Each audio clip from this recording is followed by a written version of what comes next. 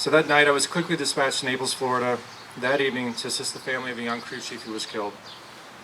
I experienced firsthand the pain and anguish of losing a family member with a family that I had never met. I had to help them heal and had to help them get their loved one home, planning a funeral for one fellow soldier while trying to find the time to heal myself after losing very close friends. Despite all the incredible experiences I had, nothing will surpass this experience, being able to care for somebody, to care for a family that's in need at that moment. And I still talk to them today, 12 years later.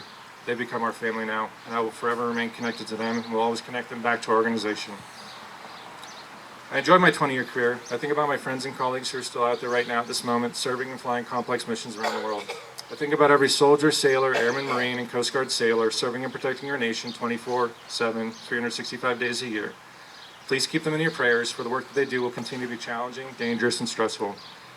I challenge everyone to make Memorial Day an everyday affair, even if just for a few moments of the day. Memorial Day reminds us that there will always be sacrifice no matter what. War and combat will always produce casualties.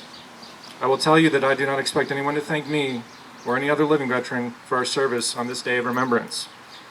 Thank those that gave their best and never returned for their sacrifice. Thank their family for their sacrifice. We owe it to the men and women who never returned. We shall never forget them. In closing, Memorial Day is for the hundreds of thousands of soldiers killed on both sides of the Civil War. 116,000 killed in World War I, 416,000 in World War II, 36,000 in Korea, 58,000 in Vietnam, those that died in Grenada and Panama, Desert Shield, Desert Storm, Somalia, Afghanistan, Iraq, Syria, Niger. Never forget them. They fought in places like Gettysburg and Shiloh, Marne and Bellawood, Saipan and Iwo Jima, Sicily and Normandy, Chosin Reservoir and Incheon, Khe Sanh and Hue, Point Salinas, Rio Hato, Kuwait City, El Busayr, Mogadishu, Kandahar, Sanjan, Jalalabad, Mosul, Fallujah, Raqqa, Central and West Africa. Remember them every day, lest we forget.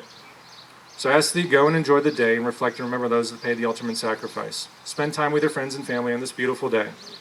But remember that the lifestyle that we have in America, the ability to enjoy this long weekend, was made possible by the nearly 1 million men and women who have died in service to this country since the American Revolution. As former President James Garfield, a Moreland Hills native, once said, and I know Mayor Bain quoted this, and I'm going to paraphrase a little bit, "We do not know one promise these men and women made, one pledge they gave, one word they spoke, but we do know that they summed up and perfected by one supreme act the highest virtues of soldier and citizen. For love of country, they accepted death, and thus resolved all doubts, and made immortal their patriotism and their virtue." Thank you again to my family, to Mayor Bain for the opportunity to speak today, to Rear Admiral Retired June Ryan for making the connection, and to my friend Kevin Prather for supporting me and extending the opportunity to speak today. Thank you. It was also an honor to share the stage today with Mr. Gus Schrader. Thank you for all that you've done to service in your nation and for Northeast Ohio. Lest we forget, thank you.